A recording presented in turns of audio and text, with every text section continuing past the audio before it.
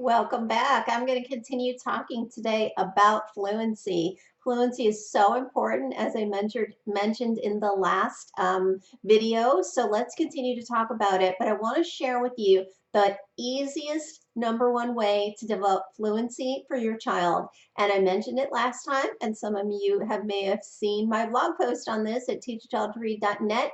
It's allowing your child to reread the same book several times. So it's not a one and done when it comes to beginning readers. So the first time through, and you'll see this modeled in our lesson plans in our book, Teach a Child to Read with Children's Books.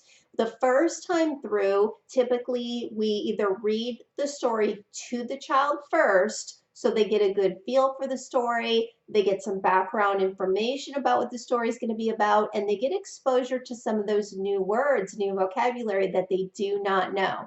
Or both, you can do a picture walk, and that's simply kind of going through the book with your child. You absolutely should do this every time you encounter a new book with your child.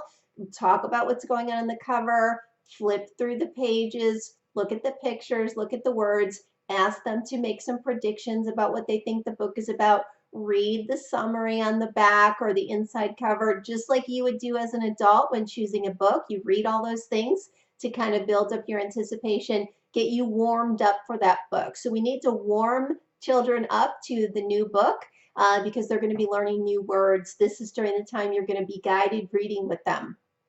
As you read through that book together with your child, helping them using some of the strategies that we talk about in our book, then your child will reread that story to you, hopefully a little bit more independently without as much help from you. You'll take that book, put it in a pile or in a basket or a bag, and that child will then reread that story 2, 3, or more times, either to themselves independently or to other people in the family, babysitters, neighbors, the dog, anybody who's willing to listen. We have a lucky listeners chart to help with this. It just encourages children to reread the book several times. So if you're interested in the lucky listeners chart, just let me know. Reply to this email, info@teachachildtoread.net, and say, hey, Mary, I'd like a copy of the lucky listeners chart, and I'll be happy to send that to you.